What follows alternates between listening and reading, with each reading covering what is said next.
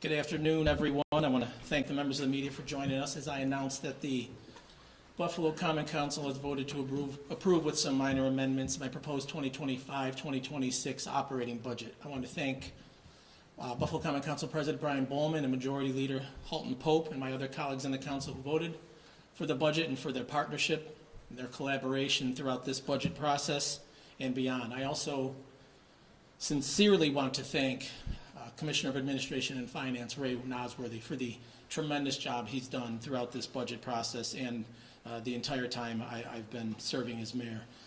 His department does a phenomenal job, and throughout this entire budget process, the commissioner has been at our disposal, the council's disposal, whenever he's been needed, and he's done a phenomenal job pulling the budget together and seeing it through the last minute today. So again, I want to thank Commissioner Nosworthy for the fantastic work. Being my first budget as mayor, this budget is something I'm extremely proud of. This budget addresses our immediate needs, protects essential services, and lays a foundation for long-term financial stability. For years, people have been talking about the 2025-2026 financial year as the year the city of Buffalo falls off the financial cliff. Well, I'm here to tell you that while I'm mayor, that is not going to happen. And in matter of fact, I think that this year is the year that the city of Buffalo turns the corner financially and begins to rectify some of the imbalances that exist within our budget. This spending plan and the associated four-year plan chart a new course for the city of Buffalo's financial future. In today's vote, you're not going to see a lot of changes at the last minute. That's because a lot of the work was done on the front end. The minute I arrived in the mayor's office, the commissioner and I were meeting with council leadership to talk about the current fiscal year and the upcoming fiscal year, and those conversations continued right through today, this afternoon. So again, I want to thank Council President Bowman, Council Majority Leader Leah Halton Pope for their constant communication, their collaboration, and their partnership over the course of the past 7 months working on the City of Buffalo's financial situation. The result of that is fiscal discipline and spending cuts. Our administration, my administration, made $30 million in cuts to the budget.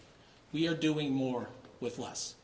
There's $10 million in departmental cuts and reductions, $16.5 million in vacancy savings, and another $1 million in cuts through an amendment today to police and overtime that will result in additional money set aside for our reserve funds. There's a responsible property tax policy. We introduced an 8% property tax increase, which turns out to be about $12 on a home assessed at $160,000. And despite rising costs, Buffalo still has the lowest tax rate in New York State. In addition to that, we've established new revenue sources. A hotel tax, a 3% occupancy tax, which will bring in $3 million annually, and the Buffalo Parking and Mobility Authority, a new city-controlled entity which will generate tens of millions of dollars in revenue in the short term, along with an anticipated $2.5 million annually generated that will come to the city of Buffalo while improving transportation and our parking systems. I want to thank Assembly Majority Leader Crystal Peoples-Stokes and Governor Hochul for their support on those two initiatives, getting them approved during the state budget process a few weeks ago. Also, a long-term fiscal vision. We have developed a responsible four-year financial plan, which addresses our $70 million structural deficit that was inherited. It creates $6 million in new annual revenues and puts Buffalo on a path towards budget stabilization and fiscal strength for years to come. Also, some other key highlights. Not one city employee is laid off in this budget. We maintain our workforce and our services that we will provide. No increase to our city user fee, and continues in the investment of my administration in citywide infrastructure and road repairs. So again, I just want to thank Commissioner Nosworthy again. It's worth a second thank you for the tremendous work that he and his team have done. I want to thank my colleagues in government who voted for the budget, and I look forward to working with them in implementing this spending plan over the course of the next year. And with that, we can open up to any questions. There were some concerns from council members, some of whom voted in the negative today for the budget, that cuts didn't go deep enough or far enough, and government should have been right-sized. Your response to that? I would start with, I hear those council members talk about this frequently when they talk about right-sizing. And I think you should have a right-sized government. But when they talk about it, they talk about downsizing. plain and simple. They talk about downsizing, and I'm not downsizing the city of Buffalo. The city of Buffalo is going forward. We're going to improve. We're going to continue to invest in the city of Buffalo. We're going to maintain our services. We're going to maintain our workforce, and we're going to provide the services we need to the city of Buffalo. I want to take the city of Buffalo to the next level. I think there's people on the council that want to do that as well, and we have to be able to provide the services necessary to do that. Again, when they talk about cutting, they talk about downsizing. We did cut in this budget. We worked with leadership in the council. We cut $30 million out of last year's budget through departmental cuts, vacancy control measures, and things like that. So we did cut $30 million worth of things. And, you know, there's some council members that were talking about laying off live bodies. Well, I'm not doing that. And you heard Councilmember Glumbeck talk about how difficult that was when they did have to do that 20 years ago. We are not getting into that. We feel we've set a course financially for the city of Buffalo where we do not have to do that. And, you know, some council members talked about the 10, 12, 13, 16 years they've worked on budgets. I've worked on 13 of them with them. And during 10 of those in leadership. And I don't recall ever seeing a recommended cut or anything like that from them. So it's very easy to say that when you're sitting there in that chair, but when you're responsible for laying people off, it's a little bit different. So, and impacting their lives and their families' lives. So I don't think we have to do that. I think we'll continue to set the course for the right direction for the city of Buffalo to take it to the next level. Members of the council, when they were submitting their votes today, 4 of them, including the majority leader, all mentioned that the budget itself doesn't do enough to ensure those revenues that you're counting on, even with the gap plan, and there's concern that right out of the gate you're going to be in the hole if those revenues don't come through. What's your response, and how can you assure citizens of Buffalo that we're not going to be in a big mess next summer? I would tell you that the minute we received authorization from New York State for the parking authority, for the hotel tax, we began working here immediately. We have working groups that have been established, have been meeting, setting the course for establishing both of these initiatives. We feel very confident that we'll realize the revenue from the hotel tax. We feel very confident that we will realize the revenue from the sale of the parking structures in this fiscal year as well. Do you anticipate any vetoes, given that I know that they talked about coming down and negotiating with you throughout this entire process? So, do you feel you're on the same page with them? Yeah, and I think that's no. I don't anticipate anything like that. And I often talk about partnership, collaboration, and things like that. And the fact that I've worked with some of the council members for 13 years now. Newer council members have long-standing relationships with them, have lended itself to a smooth negotiation period. But again, this isn't something that was just done at the last minute. We've been meeting and talking about the current fiscal year and the upcoming fiscal year since I arrived in the mayor's office back in October.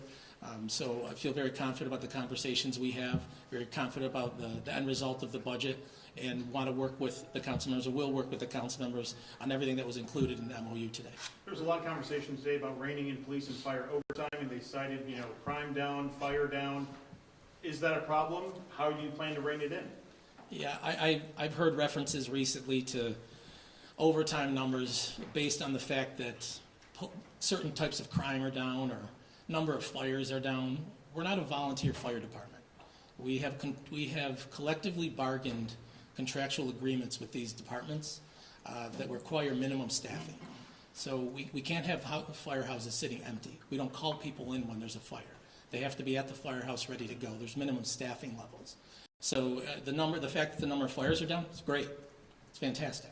I don't want to see fires across the city of Buffalo, but we have minimum staffing levels that we have to maintain through collectively bargained contracts. What is the collective bargaining agreement for mandatory overtime, or the agreed upon overtime figures that the council has asked for that they say they haven't received?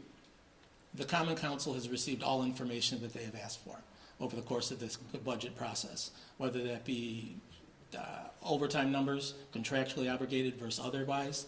They've received all that information from the commissioner and his team.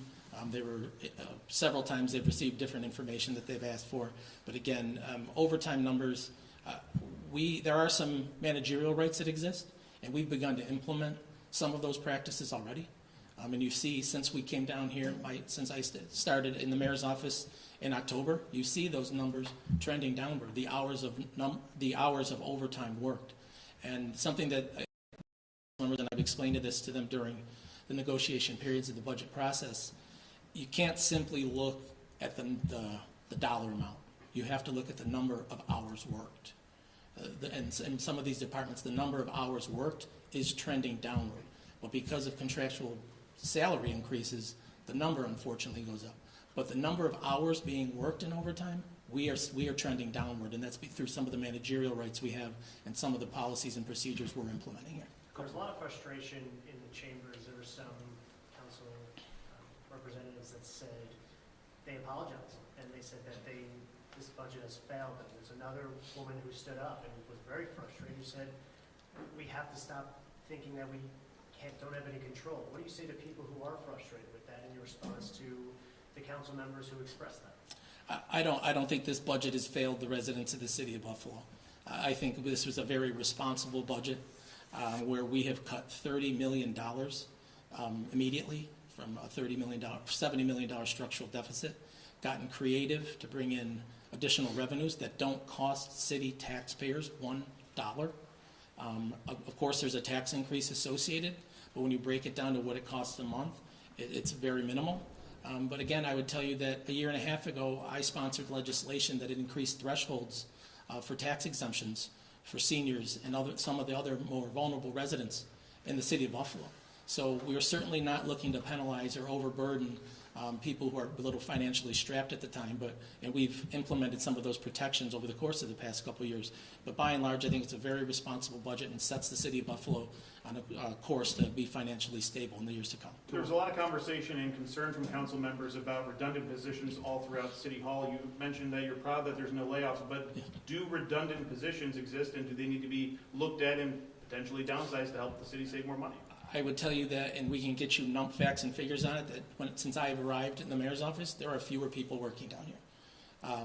We have combined positions, we've eliminated positions, we've added responsibilities to people, and through that we've achieved a good amount of savings just in this operation down in here. And we'll continue to do that on a rolling basis. We constantly evaluate the departments. The commissioner meets with the department heads on a regular basis to look at their budgets, how they're trending throughout the year, looks at their overtime numbers every other week with them. So again, we monitor this not just during May, during the budget season, but we'll monitor it all year long and continue to have those conversations here. This property tax circuit breaker initiative, how do you intend to, support this to get it over the finish line if you do, and, how do you ensure that it's rolled out in a responsible way? Well, first of all, a lot of things have to be worked out, right? Not a lot of detail in it. Just, but I did tell the council members that they have my word. I will work with them to establish something to provide additional relief to some of our more financially vulnerable residents. Obviously, a circuit breaker of that sort would require support from the New York State legislature. You're dealing with New York State real property tax law, so that's things that have to be addressed through the New York State legislature. But again, the fact that we don't have all the details hashed out, they have my word. And I think I've kept my word over my time in office with all my colleagues that I will continue to work with them to make sure that we can do something to alleviate some of the strain on our more financially vulnerable residents. Mayor, any comment on safety on Chippewa after the stabbing over the weekend? Is there any plan in place to move forward with safety initiatives on Chippewa? Yeah, public safety, I've said this time and again, is my number one priority as mayor. If we're not keeping people safe, it's very difficult to do anything else. I tell you, if people aren't feel safe walking to the corner store, if they don't feel comfortable going out to a restaurant, you reference Chippewa, they're not going to go.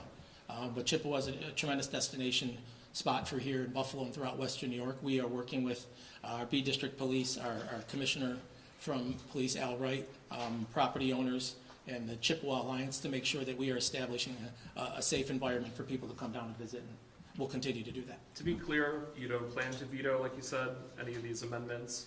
Unless there's something I missed, no, these are conversations we had.